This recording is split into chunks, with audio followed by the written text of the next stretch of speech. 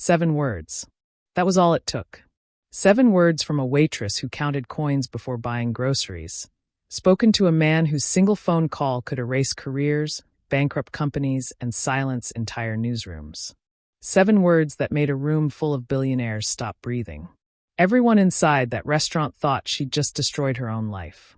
They thought she was reckless, naive, suicidal. They had no idea she'd just set in motion the collapse of a 20-year empire built on deception. And they certainly didn't know the cruelest truth of all, that the man she'd just stood up to was not her enemy. He was the only one who had ever tried to protect her. And the frail old man in the wheelchair, the one who looked like a stiff breeze could knock him over? He was the monster who had destroyed her mother's life, and who was moments away from deciding whether Maya Reynolds deserved to live or disappear. But that came later.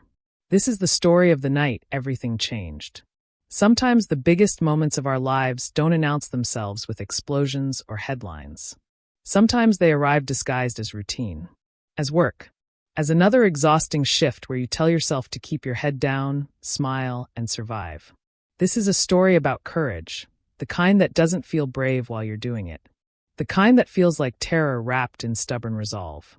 It's about a young woman who learned, far too late and far too suddenly, that silence is never neutral. And it's about how the people we think we hate the most might be hiding truths we're desperate to understand. Let me take you back to that night. The restaurant was called Azure. Perched high above San Francisco Bay, it sat like a shrine to excess, glass walls stretching from floor to ceiling, reflecting the city lights like scattered diamonds. Crystal fixtures hung from soaring ceilings, glowing soft gold against marble floors imported from Italy. Every table was dressed in linen so pristine it felt sacrilegious to touch. This was the kind of place where a single bottle of wine could cost more than a semester of college tuition, where politicians whispered deals between courses, where tech founders celebrated billion-dollar acquisitions without raising their voices. And if you worked there, you learned one rule fast: be invisible. Maya Reynolds had learned it the hard way. For 7 months, she'd slipped into the same black uniform, tied her hair back until her scalp ached, and stepped through Azure's heavy glass doors into a world that was never meant to notice her. She was 25 years old, buried under student loans she'd stopped opening statements for, living in a drafty studio where the heater only worked if you kicked it just right. Her mother slept on the couch in that apartment now. A woman who had once signed off on million-dollar budgets now struggled to remember whether she'd taken her heart medication. But Maya showed up. Every night. She smiled. She poured wine with a steady hand. She cleared plates before crumbs could be noticed. She learned to vanish when conversation turned serious and reappear the moment someone lifted a finger. The people who dined at Azure didn't want servers. They wanted shadows. That Friday night began like every other. The reservation list read like a Forbes index: venture capitalists, senators, hedge fund executives. Low laughter hummed beneath soft piano music. The air smelled like truffle oil, aged whiskey, and money. Then table 7 filled. The best table in the house. And with it came Julian Mercer. Everyone knew Julian Mercer. He was the kind of rich that didn't chase attention. It commanded it. Founder and CEO of Mercer Global Hospitality, owner of luxury hotels, private islands, and a reputation sharp enough to cut glass. At 52, he wore success the way some men wore armor. Tailored suits, silver threaded through dark hair, eyes that seemed to evaluate everything in terms of worth. Sitting across from him was a younger man in a tailored suit that cost more than Maya's annual rent. The man was sweating. Julian wasn't speaking loudly. He was shouting.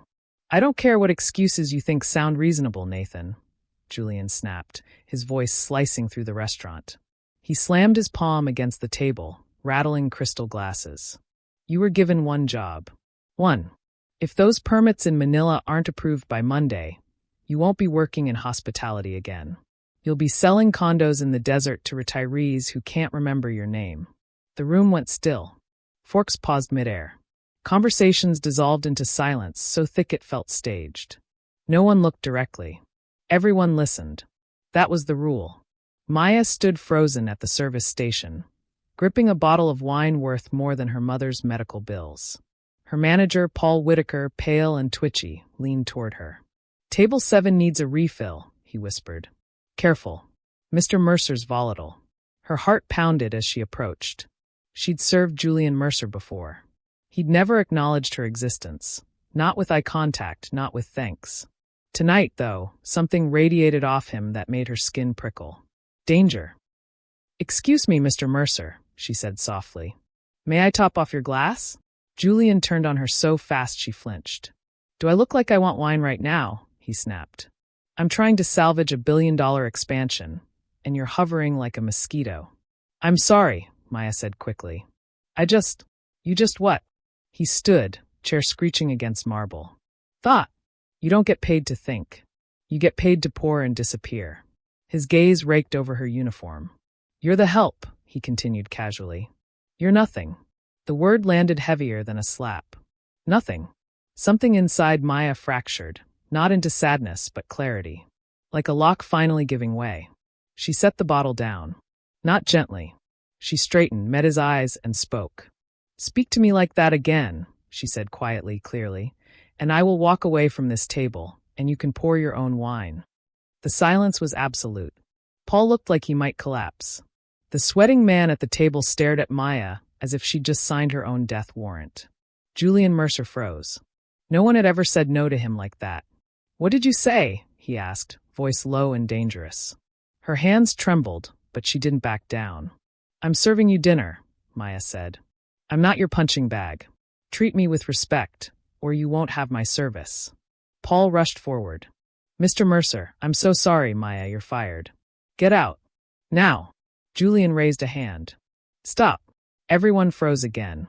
He studied Maya, not with anger now, but with something unsettling. Interest. Sit down, he said. Maya blinked. I what? The chair, Julian said, nodding. The younger man had already fled, briefcase in hand. Sit. Paul sputtered. Sir, I don't think. I don't pay you to think, Paul. A glass was brought. Maya sat. The chair was impossibly soft. Everything smelled expensive. I just hired you, Julian said calmly. For 15 minutes, he explained. A deal. A man arriving. A negotiation that would either triple his company's value or destroy it by Monday morning. I need someone who isn't afraid of me, he said. Someone who reads people. Then the doors opened. A wheelchair rolled in. An old man sat in it, frail, shaking, wrapped in a performance of weakness, so convincing it would have fooled anyone who hadn't learned to survive by watching. Beside him walked a woman in a blood-red dress, eyes sharp as blades. Maya's instincts screamed. This was not over. This was only beginning. The moment Victor Hale entered Azure, Maya understood something instinctively. Power didn't always announce itself with confidence or volume. Sometimes it arrived wrapped in weakness, draped in sympathy, hidden behind shaking hands and a wheelchair that made people lower their voices and soften their expectations. Victor Hale looked like a man already halfway to the grave. His body was thin, almost fragile, his shoulders hunched beneath a tailored charcoal coat. Dark sunglasses shielded his eyes despite the soft indoor lighting. His hands trembled continuously, resting on the armrests of the wheelchair as if he were fighting to keep control of them. A lifetime ago, Maya might have felt pity. Now, after years of watching customers weaponize vulnerability for tips, refunds, and leverage, her stomach twisted instead. Behind the wheelchair walked Elena Hale. She was striking in a way that didn't invite admiration. It commanded caution. Tall, composed, her blood-red dress cut sharply against the muted elegance of the restaurant. Her heels didn't click. They struck the floor with purpose. Her eyes scanned the room once, efficiently, before settling on Julian Mercer. Not Maya. Maya might as well have been part of the furniture. Victor, Julian said, standing. I didn't expect you to come in person. Victor didn't answer.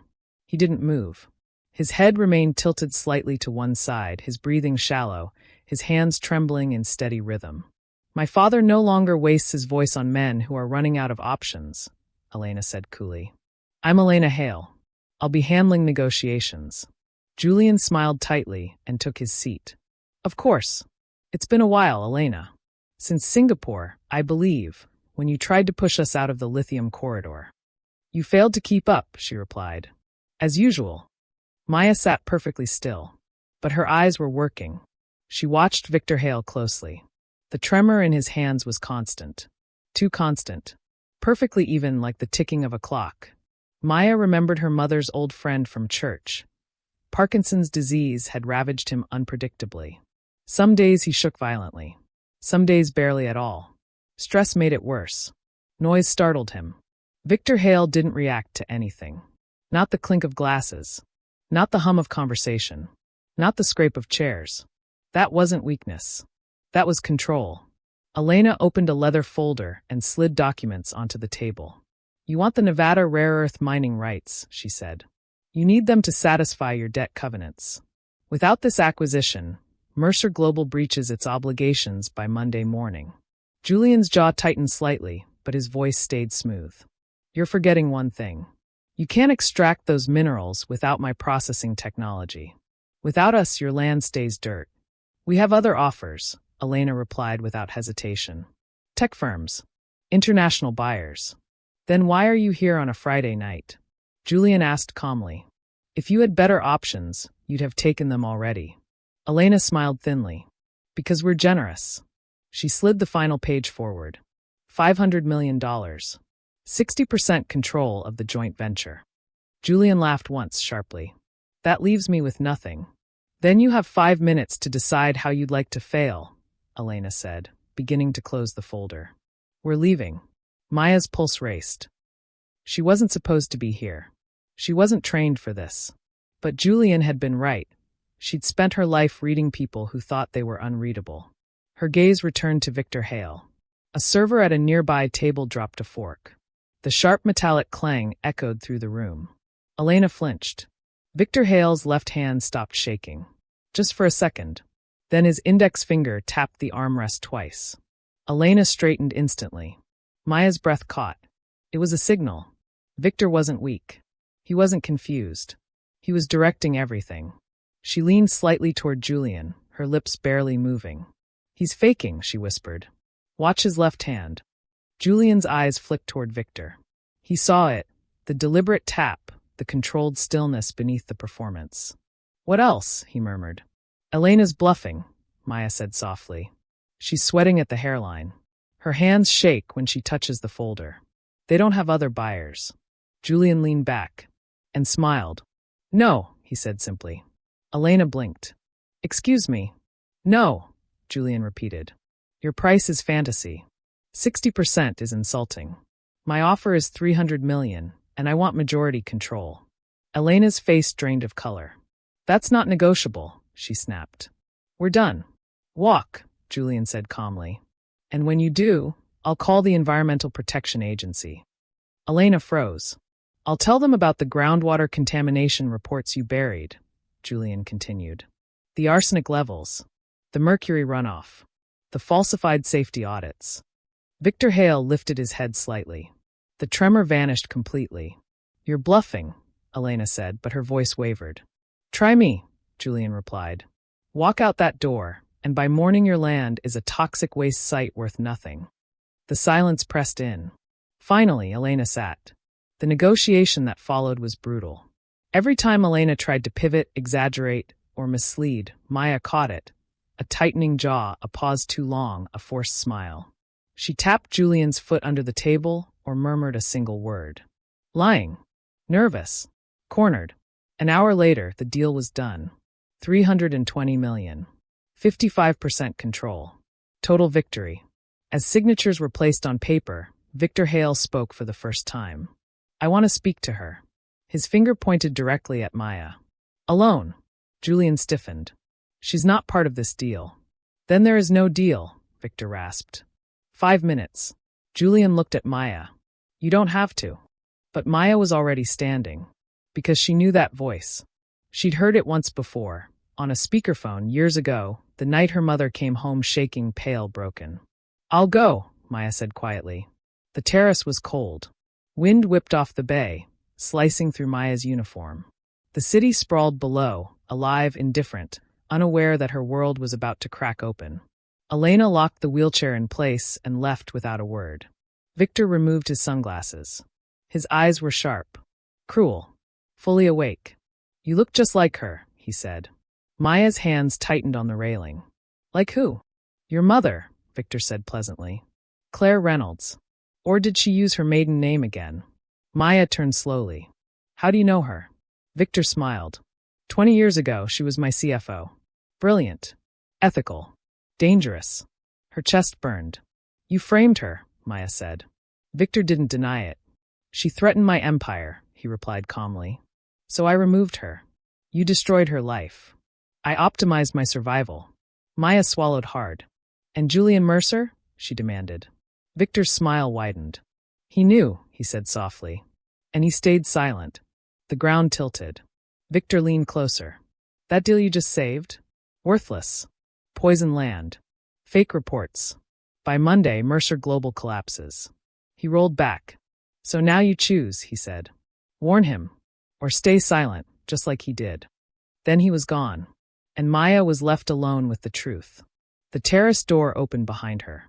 Julian stepped out. Maya, he said gently. What did he say? She turned. And asked the question that shattered everything. Did you know my mother? Julian went pale. Yes, he whispered. And in that moment, Maya realized the monster wasn't always the one who shouted. Sometimes it was the one who stayed silent. And the hardest truth of all was yet to come. Yes, Julian Mercer said again, quieter this time. I knew her. The words settled between them like ash. Maya felt something inside her go eerily calm, the way the ocean does just before a storm breaks.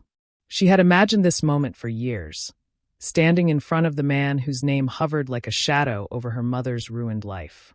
But she had imagined rage, screaming, collapse. Instead, she felt clarity. You knew my mother was innocent, she said. It wasn't a question. Julian looked out over the bay, the city lights reflecting in his eyes like fractured stars. Yes. And you said nothing. He closed his eyes. Yes. The truth hurt more than any lie could have. You let her go to prison, Maya continued, her voice steady now, sharpened by grief. You watched her get handcuffed. You watched her reputation burn. And you protected yourself. Julian's shoulders sagged. He looked suddenly older than his 52 years. I did. Maya laughed once, a brittle sound that surprised even her. Do you have any idea what happened to her after that? Yes, Julian said softly. She stepped closer. She lost everything. Her job. Her savings. Our house. When she got out, no one would hire her. The stress damaged her heart. She takes medication she can barely afford. I dropped out of college to take care of her. I know, he said. That stopped her. You know, she repeated. Julian turned to face her fully now. I've known for a long time. Then how could you? Because if Victor Hale had known I was helping her, Julian interrupted, his voice breaking for the first time, he would have destroyed her completely. Or worse. Maya stared at him, the wind tugging at her hair. So instead, you did nothing. No, Julian said firmly. I did everything I could quietly. He reached into his jacket and pulled out his phone. With a few taps, he turned the screen toward her. Bank statements. Medical payments. Anonymous trusts. Maya's breath caught. Who do you think paid for some of your mother's surgeries? Julian asked. Who made sure she never missed her medication? Who do you think hired the attorney who reduced her sentence from 10 years to 3? Maya's knees felt weak. That was you, she whispered. Yes. Her mind reeled, struggling to reconcile the man in front of her with the villain she had carried in her chest for 2 decades. I was a coward, Julian said. 20 years ago, I was young and ambitious. Victor told me what he planned to do to your mother. I should have gone to the authorities immediately. I should have stood beside her. He swallowed hard. I didn't. Maya felt tears burn behind her eyes, but she forced them back. Victor said the mining deal is worthless. That the land is poisoned. Julian nodded. It is. She blinked. Then why? Because Victor doesn't know that I know, Julian said. The deal tonight was bait. He leaned closer, lowering his voice. I've been working with federal investigators for 6 months. We've been building a case against Victor Hale, fraud, environmental crimes, conspiracy. Tonight, he finally exposed himself. Maya's heart pounded. The negotiation. Recorded, Julian said. Audio. Video. Every admission. Every threat. And my mother? Maya asked, barely daring to hope.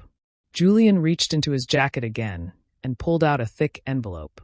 "This is $2 million, he said.